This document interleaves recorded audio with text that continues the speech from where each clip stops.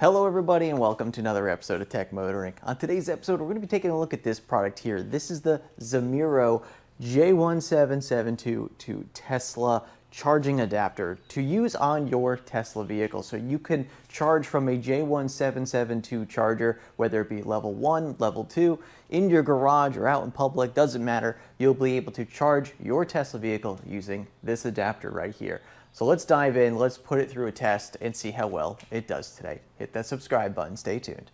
We'll be right back.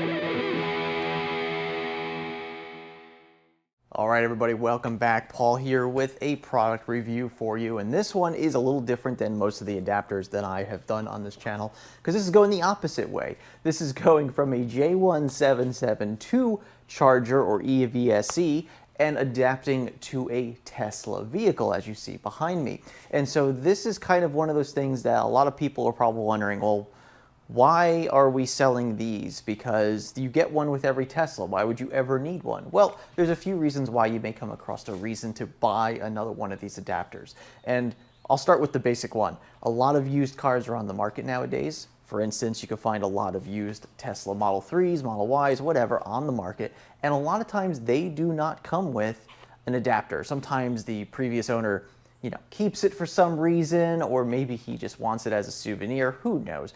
But a lot of times you could buy these used cars and they won't come with these adapters. So then you are struggling to go and find an adapter. Of course, you could buy the one officially from Tesla, but they might be a little expensive, or maybe you just don't want to buy that exact one. So whatever your reasoning is, a lot of times you might need to buy an adapter for your Tesla vehicle. Now, another reason could be that adapters are not lifetime. They don't last forever. And if you're the type of person who uses your adapter all the time, you may actually just start burning out the adapter. Some people use it once a week, some people use it once a month, some people use it just once a year.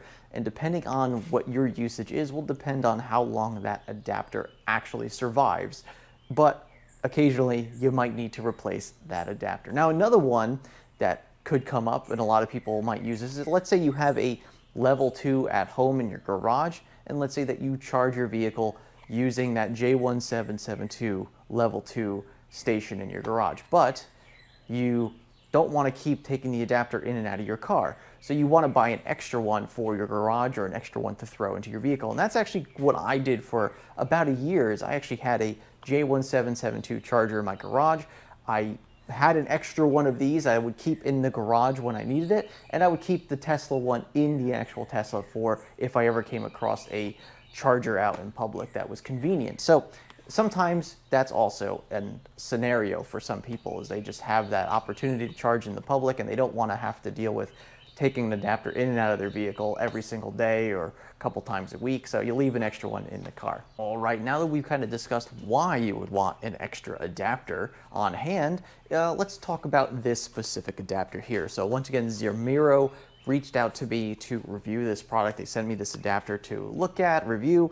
I'm going to put it through a test today as well to see how well it does while we plug it into the vehicle. We're going to let it charge for a few hours and just to check temperatures, make sure it's all well within range. But let's just talk about a couple of the basics of the adapter. Let's open up the box, take a look at it, and just see how the adapter looks and how it acts. So this is, once again, Zemiro, or Zemiro Power is the company that makes this adapter. Now, ironically, they send it in this very generic box. It has literally no name on it whatsoever. So kind of an interesting box there for this adapter. On the side here, it shows the type of ratings for it. So it is a -20 Fahrenheit to 122 degrees Fahrenheit, which is pretty standard for adapters and electronic equipment in this field. 240 volts, obviously, and 80 amp maximum. So this is an 80 amp max adapter, which is good to see. If you watch my adapter videos, you know I always like to see getting adapters that are higher than what you need. So for instance, like this is a 2022 Tesla Model 3 Performance. So what I typically like to see is, since this has a 48 amp onboard charger, I usually like to use adapters that are at least 60 amps. And if you go even higher than that, even better. So this being an 80 amp adapter, which is equivalent to what you would get with the Tesla adapter. The Tesla adapters that you get with the vehicles are 80 amps as well. So this would be right on par with that as far as the amperage rating. I've seen a lot of them on the market that are 60 amps. That's perfectly fine as well, but this is rated as 80 amps.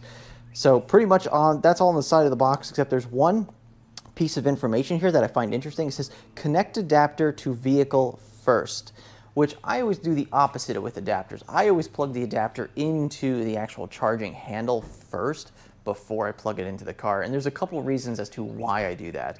And one for specifically the Tesla is because it has that automatic flap door, is if you throw this into the charge port could close onto the adapter, and then it could cause an issue with the adapter getting stuck inside that door, and then you're trying to lift on the door while it's, you know, trying to push down. And I typically don't like to do it that way, but it does say to do it to the adapter to the car versus the handle to the adapter first, which once again, we're going to probably do it the way I always do it, which is charging handle into the adapter then goes into the car.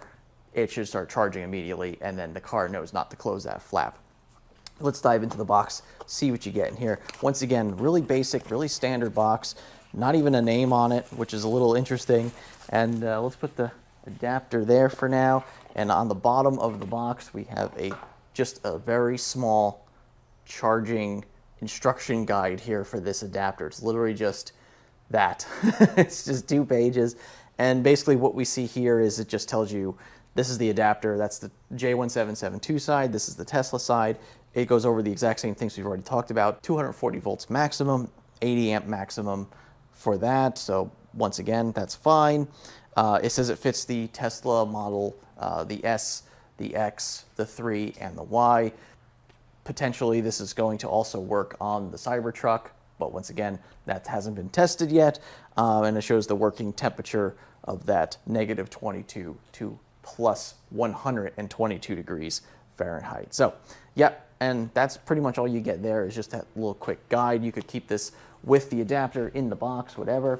And then here is the actual adapter here. So this is just wrapped in some bubble wrap here. So I typically like to see adapters with a bag or some sort of thing to protect this from just rattling around your car. I typically like to keep it someplace where, you know, it's not gonna get thrown around a lot, because you don't wanna jostle these things around too much, because then you have a greater chance of, you know, loosening internal components. Of course, you also don't want to get stuff stuck into all these pins, because if something were to, you know, roll into one of these pins here, and then you go to put the charging plug on there, or if you plug it into the car, you might, you know, squash something into those pins. So really not a good idea. So I typically like to, you know, see some sort of, just like a case, like a felt case, or just something to keep this safe. Of course, you could just leave it in the bubble wrap, maybe even leave it in the little cardboard box, because it's a pretty small adapter, pretty standard size for these J1772 to Tesla adapters, so that's good to see. And yeah, that's pretty much all there is to it. It's a pretty standard adapter, and we're just going to go ahead and get this plugged into the car in a little bit and see how it feels. So what we're going to be using today for testing is a Tesla universal wall connector. So it's actually the Tesla handle to the J1772 adapter, and then we're going to be going back through this. So it's kind of an adapter on an adapter thing, but it'll work perfectly fine. We're going to get this plugged into the car, let it charge up for about 3 hours at full 48 amps, which is the maximum that the car could take and the maximum that the charger can output. And once again, this is rated for 80 amps, so really should not even be breaking a sweat when it comes to, you know, this adapter. Of course, we'll take temperatures before we start charging with the adapter and after it's been charging for about 3 hours to see what the temperatures look like, and just kind of give you my final verdict on whether this is a good adapter or not. So let's go ahead and get this plugged into the car and see how well it works. All right, everybody, well, you join me now here at the charging port of my 2022 Tesla Model 3 Performance, in case you're wondering. So here we have the handle from the Tesla Universal Wall Connector. So here's the Tesla handle. Here is the J1772 adapter that adapts to the Tesla Universal Wall Charger. And once again, this is a pretty cool wall charger because it has this built-in adapter to go back to J1772.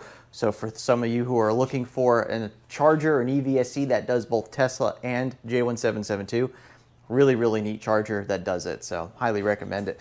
But anyway, what we're going to do here first is actually just test to see how this adapter connects to this J1772 handle here, see how it feels, see how the pins feel going into this universal wall connectors J1772 handle here and see just in general how this feeling is. So let's go ahead and plug this in. Okay, that feels pretty good. All right, really no movement there. That movement you just heard was actually the handle going into the adapter. But nope, that feels really good. Let's go ahead and unplug it, pull it out. All right, plug it back in. All right, feels really good going into it solid. There's no tolerance here for it to move, which is good to see because you don't want that to cause any type of arcing between pins if the pins are not perfectly aligned, or if there's maybe some sliding back and forth. So it's really good to see that it's nice and tight going into that adapter there. So once again, we have here our Zemiro J1772 to Tesla adapter plugged into our charging handle here. So now what we're going to do is we're going to plug it into the car, give it about 3 hours, 48 amps. We're going to max out the car, max out the charger, and we're going to see how well this works. So let's go ahead and pop open this charge port here. And ironically, I can use the button on the Tesla handle to do this. So let's go ahead and get it plugged in. Okay. Interesting plug-in. It feels a little bit on the tighter side, in my opinion. I really didn't think it would be that tight going in. But it is charging at this point. And I think, what I'm going to do? I'm going to stop charging for just a second. I want to do that insertion again with the adapter and see if that was just a one-time thing or not. So let me go ahead. Let's stop charging real quick. All right, and I think what I'm going to do, just as a test, I'm actually going to plug in the adapter by itself just to see how it feels.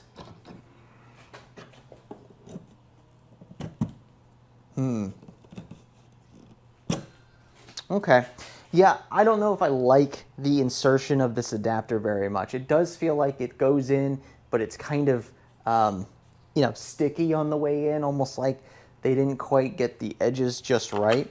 All right, well, let's go ahead. Let's get this plugged in to the car. Let it charge up for, like I said, about 3 hours. We're going to get some temperatures right now as well. We're going to see what the temperatures are showing.